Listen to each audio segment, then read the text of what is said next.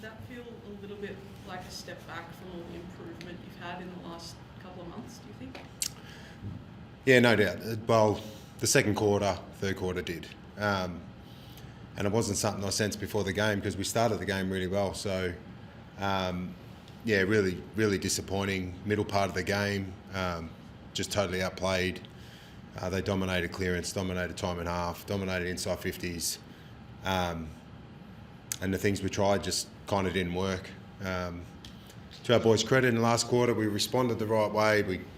We kept trying to fight. Inside 50s started to even up in our contest. But yeah, really disappointing middle part of the game and just wasn't up to AFL standard. And they got back to where they were last year. They looked really strong around the contest. Their ball movement tested our defence. Like we defended 120 uncontested marks, which we haven't had to do this year. We spent a lot of energy on defence, and our boys got tired in the end. I know it's no excuse, but is a day like today, for just your demographic, is it perhaps inevitable?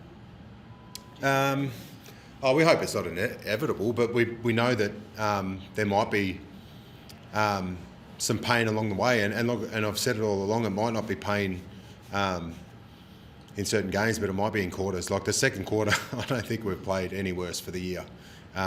Like our ball movement, our contest, and our defence were all out of whack. So when you do that against irrelevant of who you play against, you're going to battle. So yeah, like I said, the middle two quarters were not up to standard, and it's something that we've got to address, and we will. We've got to buy. Leading into the buy, I thought it was just really disappointing to go into the bye on that note. Our last month's been really competitive and really, and we played the right way, and I know our supporters would have been proud of that. But today we let them down. So yeah, it's a bit of a pill to swallow. But yeah, we've got 2 weeks to get ready for the Dogs. How much of the Floston tag from Jordan? How much did that change the way you had to defend that D50? Because he was kind of being shut out of that ability to intercept the way he loved him to play. Sorry. Yeah. Well, a lot of teams they have done that before. He's dealt with that a few times this year, and to his credit, it's because he's in good form. So yeah, it didn't really change the way we defend. You try and manipulate a little bit, maybe move James Jordan to different positions, and but yeah, they played a pretty basic brand of footy today. They played 6 forwards and surged the ball in there and put our defence under the pump. So to Nick's credit, he worked through that. He was trying to help others, trying to free up others, as he normally does. He's a great teammate.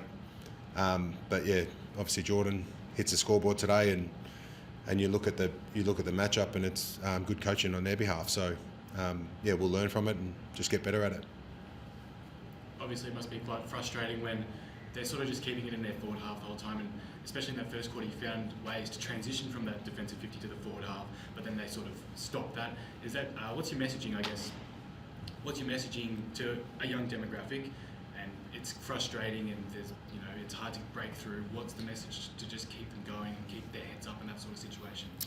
Yeah, well, we just want to be really connected on offense, defense, and contest. So just felt like we got a bit scattered. We're trying different things with the ball to get out of our back end rather than just doing the basics. So we just looked disconnected on offense in that middle part of the game. And then when we did look like we were connected, some of their players were just too good. Like their key defenders marked the ball when we did send it down the line. Their midfielders won a lot of contests, and so like I said at the start, we tried different things in the middle part, but we just got disjointed as a group. But as I said all along, I'd be more worried if we didn't know how to respond. In the last quarter, we responded in the right way. We started evening up the clearance, even up the inside 50s, and we looked like we could get the ball out of our back end, which was nice. Ryan Mansell came off subbed out with a bit of a leg problem. Is that something he's been carrying, or did that happen? No, he copped a corky and tried to keep it warm during the halftime break, and then the first 5 minutes it sort of seized up, so probably bled into his thigh a bit more. So yeah, we just wanted to take no risk. He wanted to keep going, but the risk of injury is just outweighs bring in on our sub. So we pulled the lever pretty early just to protect him. But yeah, it was just a corky on the hip. Good. All good. Thanks, guys.